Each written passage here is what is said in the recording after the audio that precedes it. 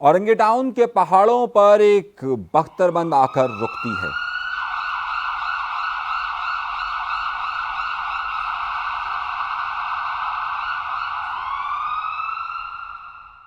उसके साथ पुलिस की कई मोबाइलें होती है। जैसे ही बख्तरबंद का दरवाज़ा खुलता है तो ये मंजर सामने आता है कि एक शख्स बख्तरबंद के फर्श पर लेटा हुआ है और उसके ऊपर 4 पुलिस वालों ने अपने पांव रखे हुए हैं। उसकी आंखों पर पट्टी लगी हुई है और हाथ पीछे की तरफ बंधे हुए हैं जिसमें हथकड़ी लगी हुई है।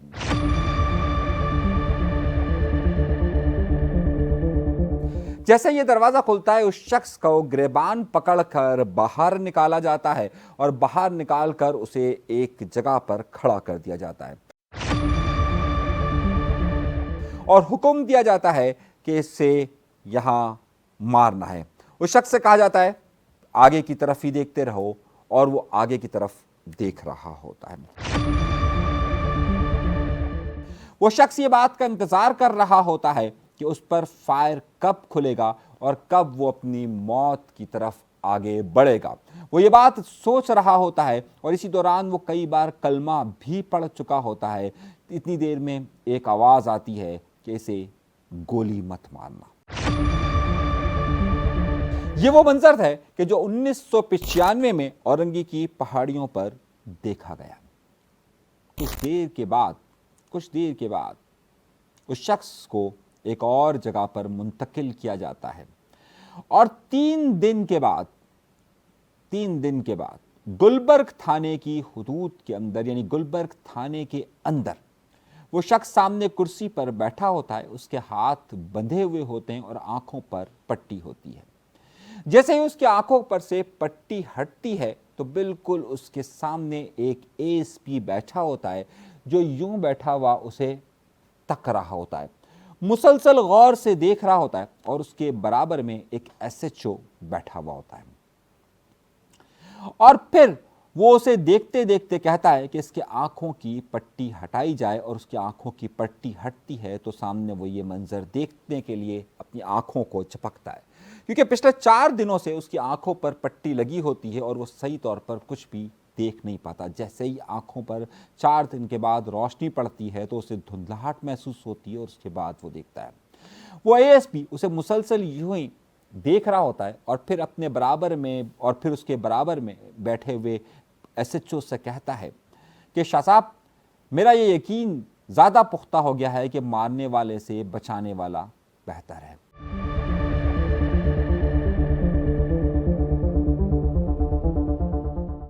और फिर उस शख्स की तरफ देखता है और कहता है कि तुम्हें मालूम है मैं तुम्हें इतने गौर से क्यों देख रहा हूं। वो शख्स घबराया हुआ होता है। उसकी पीठ पर पूरे 3 दिन से तशद्दुद के निशानात होते हैं, जख्म होते हैं, दर्द उसको महसूस हो रहा होता है, लेकिन वो बहुत कॉन्फिडेंट होता है। वो कहता है कि मेरे हाथ से आज तक कोई भी शख्स एक्स्ट्रा जुडिशनल किलिंग से यानी मावराए अदालत कत्ल से नहीं बच सका। तू 2 बार मुझसे बच गया।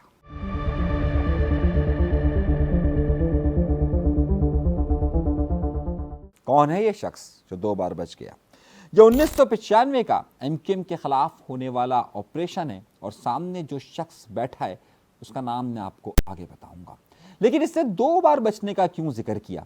एक बार तो उसे उस औरंगी की पहाड़ी में बचाया गया या उसे बच गया और जब हुक्म आया कि इसे गोली नहीं मारना, लेकिन पहली बार कब बचा? पहली बार वही एएसपी को बताता है कि हुआ ये कि जब हमने ये शख्स गुलबर्ग के इलाके में मौजूद था, गुलबर्ग के घर में रिहाइश पजीर था। दर हकीकत ये एमक्यूएम का एक बहुत अहम रहनुमा था जो उस वक्त गुलबर्ग के घर के अंदर मौजूद था। पुलिस को मुखबरी होती है और मुखबरी होकर उसके लिए छापा मारा जाता है। ये घर चारों तरफ से बंद होता है। इस घर के अंदर दाखिल होने का कोई और रास्ता नहीं होता और ना ही भागने का कोई रास्ता होता है। अंदर मौजूद शख्स भी ये बात जानता है कि मैं भाग नहीं सकता, इसलिए गिरफ्तारी लाजमी है और पुलिस वाले भी ये बात जानते हैं कि भागने का कोई रास्ता नहीं, इसीलिए और हमें दाखिल होना है तो सिर्फ और सिर्फ यही दरवाजे से हम दाखिल हो सकते हैं। वो दरवाजे को लाते मारते हैं, घूंसे मारते हैं, खुलवाने की हर मुमकिन कोशिश करते हैं, लेकिन ہوتا یہ ہے کہ اندر جو لوگ موجود ہوتے ہیں، اندر ایک فیملی موجود ہوتی ہے، اس کی چابی ایک عورت کے پاس ہوتی ہے، یعنی کہ جو اندر سے تالا لگایا ہوا ہوتا ہے۔ اسے تالا کھولنے میں تھوڑی سی دیر لگتی ہے، وہ شخص جانتا ہے کہ اب گرفتاری کے بغیر کوئی راستہ نہیں ہے۔ پولیس نے پورے علاقے کا محاصرہ کیا ہوا ہوتا ہے اور کسی بھی شخص کو اندر آنے نہیں دیتے، یہاں تک کہ کسی شخص کو کھڑکی سے بھی جھانکنے نہیں دیتے۔ اور پھر دروازہ کھلتا ہے، لیکن دروازہ کھلنے میں ابھی تھوڑی ہی دیر ہوتی ہے کہ ایک دم حکم آتا ہے کہ اسے یہاں گولی مت مارنا۔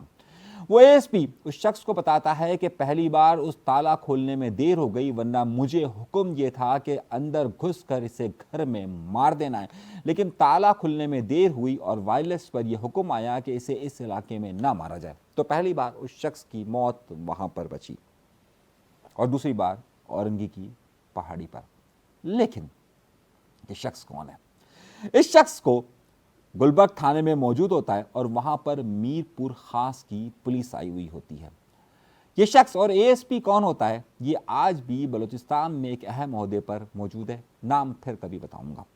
ہوا یہ کہ اس کے بعد پھر اس شخص کو لے جایا جاتا ہے، میر پور خاص کی پولیس کے حوالے کیا جاتا ہے۔ پورے جسم پر زخموں کے نشانات ہوتے ہیں اور اتنے شدید زخم ہوتے ہیں کہ پوری کمر میں کوئی جگہ، کمر سے لے کر پاؤں کے نیچے تک کوئی جگہ ایسی نہیں ہوتی کہ جس پر زخم کے نشانات موجود نہ ہو۔ اسے اسی حالت میں آنکھوں پر دوبارہ سے پٹی لگائی جاتی ہے اور اسے لے جایا جاتا ہے میر پور خاص۔ میر پور خاص میں اس کے اوپر 47 مقدمات ہوتے ہیں، تقریباً یہ 2 مہینے ہر مختلف تھانوں میں رہتا ہے۔ ہر جگہ سے اس کی ضمانت ہو جاتی ہے اور آخر میں ہوتا یہ کہ جب تمام مقدمات میں اس کی ضمانت ہو جاتی ہے تو پولیس والے اس کے اوپر ایک اور مقدمہ ڈال دیتے ہیں کہ اس نے تھانے کے اندر خودکشی کی کوشش کی۔ اب تھانے کے اندر خودکشی کی کوشش میں اس کی ضمانت نہیں ہوتی اور اسے ڈائریکٹ جوڈیشل کر دیا جاتا ہے، یعنی کہ اسے جیل کسٹڈی کر دیا جاتا ہے اور جیل کسٹڈی میں یہ چلے جاتے ہیں۔ اب جب جیل کسٹڈی میں جاتے ہیں تو اسے حیدرآباد کی جیل میں لے جایا جاتا ہے، جہاں پر ایم کیو ایم کے کئی رہنما 1995 اور 96 کے اندر گرفتار ہوئے ہوتے ہیں، جس میں کنور نوید جمیل، انیس قائم خانی اور دیگر وسیم اختر، ایک بہت لمبی فہرست ہے، ہزاروں کی تعداد میں یہ لوگ وہاں پر موجود ہوتے ہیں۔ اب ہوتا یہ ہے کہ اس شخص کو، اس رہنما کو ایک بار پھر جب پتہ چل جاتا ہے کہ اسے میر پور خاص میں کی جیل میں منتقل کیا گیا ہے اور میر پور خاص کی جیل کہ جو جیل کا سپرنٹینڈنٹ ہوتا ہے وہ اسے ایک بند وارڈ میں ڈال دیتا ہے۔ اب وہ بند وارڈ کے اندر، بند وارڈ کی ایک لمبی کہانی ہوتی ہے کہ جہاں پر سورج کی روشنی بھی نہیں آنے دی جاتی اور ایک چھوٹے سے کمرے کے اندر 40 سے 50 لوگوں کو، جو حیدرآباد کا سیکورٹی کا زون تھا اور جسے بند وارڈ کہا جاتا تھا، وہاں پر 40 سے 45 لوگوں کو رکھا جاتا تھا۔ اب اس کے پاؤں میں بیڑیاں لگائی گئی اور بیڑیاں لگا کر ہاتھوں میں ہتھ کڑی لگا دی گئی، جبکہ پورا جسم پیچھے سے زخموں سے بھرا پڑا تھا۔ حکم یہ تھا کہ جب وہاں کا ایک جو جیلر تھا وہ بہت زیادہ مشہور تھا اور کھوسو اس کا نام تھا، اور اس کے ظلم اور بربریت کی ایک عجیب داستان پورے پاکستان کے اندر پھیلی ہوئی تھی، اور کہا جاتا تھا کہ جناب وہ بہت ہی سخت گیر اور بہت ہی سخت طبیعت کا مالک ہے، یہ ایک تصور کیا جاتا تھا۔ اور بعد میں آگے چل کر بتاؤں گا یہ ساری تفصیلات کہاں لکھی ہوئی تھی، یہ بھی میں آپ کو بعد میں بتاتا ہوں، کہ یہ میں کہہ نہیں رہا بلکہ یہ ایک جگہ لکھا ہوا ہے، اس کی میں حوالے آپ کو آگے چل کر دیتا ہوں۔ ہوتا یہ کہ اس کو کہا جاتا ہے کہ جناب وہ جب وزٹ کرنے آئے گا تو جوڑی بن کر بیٹھنا ہے۔ جیل میں جوڑی بن کر بیٹھنے کا مطلب ہوتا ہے کہ آپ کو سر جھکانا ہے اور یوں جا کر بیٹھ جانا ہے، اور جب آپ کو یوں بیٹھنا ہے تو وہ آئے گا، وہ ظاہر ایم این اے رہ چکا تھا، بڑا اہم نام تھا ایم کیو ایم کا، نوجوان، اور خاص طور پہ نوجوان، اس نے کہا میں جوڑی نہیں بنوں گا۔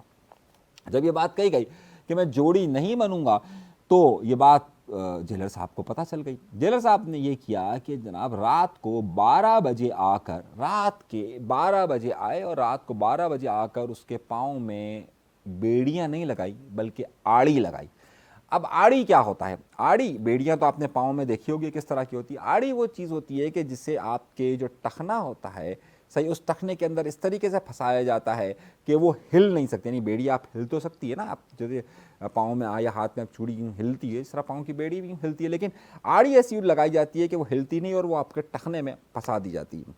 چیخیں نکل گئیں اور نکلنی چاہیے تھی۔ وہ پورا پاؤں تھوڑی دیر کے اندر سوائل ہو گیا۔ رات کو 2 بجے کا وقت تھا اور پورا پاؤں اور جسم سوائل ہو گیا اور اب وہ شخص کھڑا نہیں ہو سکتا تھا۔ صبح پورے جیل میں یہ بات مشہور ہو گئی کہ اس شخص کے پاؤں میں بیڑی نہیں بلکہ آڑی لگائی گئی ہے۔ اس وقت ایم کیو ایم کے کئی کارکنان اور کئی رہنما جیلوں میں موجود تھے اور جیل کے اندر موجود تھے، لیکن وہاں پر ایک اور شخص بھی موجود تھا اور اس شخص کا نام تھا صادق گڈانی۔ صادق گڈانی وہ اس وقت سندھ کا مشہور ڈاکو کنسیڈر کیا جاتا تھا، جو کہ اگر وقت بتاتا تھا کہ میں 5 بجے آؤں گا تو 5 بجے آ کر ہی ڈاکہ مارتا تھا۔ اس وقت جو وہاں پر کئی جو بڑے نامور لوگ موجود تھے، اس میں کئی بڑے بڑے نامور سندھ کے لوگ موجود تھے، انہوں نے وہاں پر ایک وقت ہوتا ہے خاص طور پہ جیل کے اندر کہ جناب جس وقت صبح اور دوپہر کے درمیان لوگوں کو باہر نکالا جاتا ہے تاکہ انہیں تھوڑی سی دھوپ مل سکے۔ اس دن اس دھوپ کا انکار کیا گیا تو ادھر ان تمام لوگوں نے صادق گڈانی کی قیادت میں ایک پروٹیسٹ کرنا شروع کر دیا کہ ہمیں دھوپ کے لیے باہر ضرور نکالا جائے۔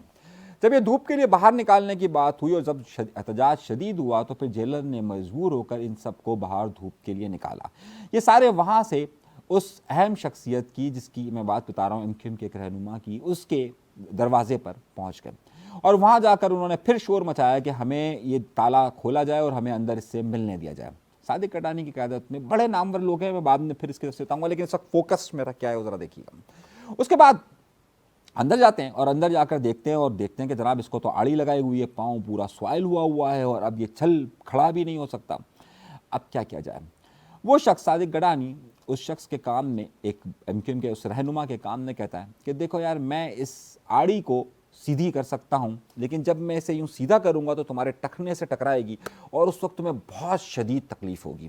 اور ظاہر ہے تم اس وقت ایم کیو ایم کا ایک بہت بڑا نام ہو، تم ایم این اے رہ چکے ہو، یہاں تمہارے بہت سارے لوگ جاننے والے ہیں، اور اگر تم چلائے تو پھر دیکھو کہ تمہاری ہمت، تمہیں لوگ کیا کہیں گے۔ اور ظاہر ہے تمہیں اس وقت ایم کیو ایم کا لیڈر تصور کیا جاتا ہے اور سب کو معلوم ہے کہ اس وقت جو تمہاری کمر پہ جتنی زخم ہیں اتنے کتنا تشدد تم پہ کیا گیا اور تم نے برداشت کیا ہے، تو تمہارا ایک امیج ہے اور تم سے بڑھ کر ایک ایم کیو ایم کا امیج ہے، تو اب تمہیں اگر اس امیج کو برقرار رکھنا ہے تو جب میں اس آڑی کو سیدھی کروں تو تمہیں چلانا نہیں ہے تاکہ تمہارا رہے۔ وہ شخص کہتا ہے چلو تم کرو، ہمت میں کرتا ہوں، اور واقعی میں صادق گڈانی اس آڑی کو سیدھا کر دیتے ہیں۔ مطلب آپ زخم اور درد کو آپ تصور نہیں کر سکتے کہ کیا درد ہوا ہوگا، اور جیسے ہی وہ کر دیتے ہیں تو ویسے ہی سیدھی ہو جاتی ہے، لیکن وہ شخص چلاتا نہیں ہے، بہت مضبوطی کے ساتھ برداشت کرتا ہے۔ پھر صادق گڈانی وہاں سے لوگوں سے کہتا ہے کہ جاؤ تھوڑا سا برف لے کر آؤ۔ برف لا کر اس کے پاؤں کی تھوڑی سکائی کرتے ہیں اور کہتے ہیں کہ بھائی، سندھی میں کہتا ہے کہ کھڑا ہو۔ اب وہ جب کھڑے ہونے کی باری آتی ہے وہ کہتا ہے یار میں کیسے کھڑا ہوں گا، میرا پاؤں تو اتنا سوائل ہے۔ کہہ رہا ہے تو کھڑا ہو جائے گا، تم کھڑے ہو۔ بہرحال وہ کھڑا ہوتا ہے اور کھڑے ہو کر جیسے ہی اپنی جیل وہ جو بند ہوا ہوتا ہے اس سے باہر نکل کر جھانکتا ہے تو سارے قیدی اس کو دیکھ کر نعرے لگانا شروع کر دیتے ہیں۔ پھر خاص طور پر وہاں پر وہ آپ نے دیکھا ہوگا، وہ ایک کنستر آتے ہیں نا گھی کے، اس کو کاٹ کر وہاں پر باقاعدہ کھانا وانا بنایا، ناشتہ بنایا جاتا ہے، وہاں کا ایک بڑا مشہور ناشتہ بنایا جاتا ہے اور ناشتہ اس کو کیا جاتا ہے۔ اب ہوتا کیا ہے کہ ظاہر ہے یہ اس وقت کے جیلر نے اسے آڑی لگائی ہوئی ہوتی ہے، اس کے بارے میں مشہور ہو رہا ہوتا ہے کہ وہ بہت زیادہ ظالم ہے، اور جیل کے باہر یہ بات بہت زیادہ پھیل چکی ہوتی ہے کہ وہ بہت زیادہ ظلم کر رہا ہوتا ہے۔ اسی دوران اس کے بارے میں ایک باقاعدہ کمیشن بنتا ہے اور اس کمیشن کی سربراہی ایک کراچی سندھ ہائی کورٹ کے ایک جسٹس صاحب کر رہے ہوتے ہیں۔ ہوتا ہی ہے کہ وہ جسٹس صاحب انہی دنوں میں، یعنی اسی کے اس واقعے کے فوراً 2-3 دن کے بعد ہی انکوائری کے لیے جیل آ جاتے ہیں۔ جب جیل آ جاتے ہیں تو تمام قیدیوں کو گراؤنڈ میں یوں کھڑا کرتے ہیں اور سب سے باری باری پوچھتے ہیں کہ بھائی کیا کیا تمہارے ساتھ اس جیلر نے ظلم کیا، تو سب اپنی اپنی داستان بتانا شروع کر دیتے ہیں۔ اسی دوران اس رہنما کو ظاہر ہے بڑا ٹارچر ہوا ہوتا ہے، آڑے لگی ہوئی ہوتی ہے، جسم پر زخم کے نشانات ہوتے ہیں، تو جب اس کی بات کے قریب پہنچتے ہیں تو اس کو اس جیلر صاحب کے ساتھ ایک ایڈیشنل جج بھی آیا ہوا ہوتا ہے، وہ میرپور خاص کا ہی ہوتا ہے اور وہ اس ایم این اے کو پہچان جاتا ہے، کہتا ہے سر یہ تو بڑے اہم شخص ہے، اس کو تو یہ کیا حال ہوا ہے۔ تو وہ کہتا ہے بھائی تمہارے ساتھ کیا ہوا؟ تو وہ کیا کرتے ہیں کہ اپنی شلوار اتار دیتے ہیں اور قمیص پوری اتار کر اپنے زخم دکھاتے ہیں۔ جب زخم وہ جج صاحب دیکھتے ہیں تو فوراً ہی وہیں پر انکوائری روک دیتے ہیں، کہتے ہیں اتنا ظلم۔ اور پھر باقاعدہ اگر آپ جا کر اس جیلر کے بارے میں اس جسٹس صاحب کی رپورٹ پڑھیں تو اس میں پورا ایک پیج اس پر لکھا ہوا ہے کہ کیا ہوا تھا، یعنی صرف اس اہم کن کے رہنما پر جو سب کچھ ہوا اس کی ایک پوری کہانی اس میں لکھی ہوئی ہے، اس لیے میں حوالہ دے کر بات کر رہا ہوں. اور اس رپورٹ کو دیکھنے کے بعد ہی میں نے ان صاحب سے رابطہ کیا تھا اور پھر کئی جگہوں سے رابطہ کر کر یہ سٹوری لی تھی کہ جناب یہ ہوا کیا تھا پورا معاملہ. تو بڑا سلسلہ چلتا رہا. اچھا اب جب ظاہر ہے وہ جیلر کے خلاف ایک رپورٹ گئی، تیار ہو کر گئی، تو انہیں بند وارڈ سے ہٹا کر انہیں ایم کیو ایم کے جو دیگر رہنما موجود تھے قید، وہاں پر انہیں رکھ دیا گیا. اسی دوران پاکستان پیپلز پارٹی کی گورنمنٹ چلی جاتی ہے اور نئے الیکشن کا اناؤنسمنٹ ہوتا ہے. ایم کیو ایم جو اس وقت زوال میں ہوتی ہے تو نئے الیکشن کی تیاریاں 1997 کے الیکشن کی تیاریاں شروع ہو جاتی ہیں اور ایم کیو ایم کے کئی رہنماؤں کی رہائی کا سلسلہ بھی شروع ہو جاتا ہے. اور پھر اس میں بہت سارے رہنما رہا ہو جاتے ہیں، لیکن ان کی رہائی نہیں ہوتی ہے، اور ان کی رہائی ہوتی ہے الیکشن جیتنے کے بھی 2 مہینے بعد جب ایم کیو ایم گورنمنٹ کا حصہ ہوتی ہے. کون ہے یہ شخص؟ آپ بتا سکتے نام؟ چلیے آپ کو سوچنے کے لیے ہم کچھ وقت دیتے ہیں. اس شخص کو فوراً لندن بلا لیا جاتا ہے. وہ مستقل لندن میں نہیں رہتے، لیکن وہ لندن سے آ کر پھر پاکستان آتے ہیں. پھر پاکستان آنے کے بعد پھر جب اگلا آپریشن شروع ہوتا ہے کہ یعنی کہ جب حکیم سعید کے قتل کے بعد جو سلسلہ شروع ہوتا ہے، اس کے بعد وہ پاکستان سے جاتے ہیں. کون ہے یہ شخص؟ اس شخص کا نام ہے انیس ایڈوکیٹ.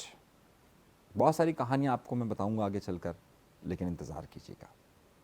چینل سبسکرائب نہیں کیا، سبسکرائب ضرور کیجیے. اجازت دیجیے، اللہ نے کے بعد.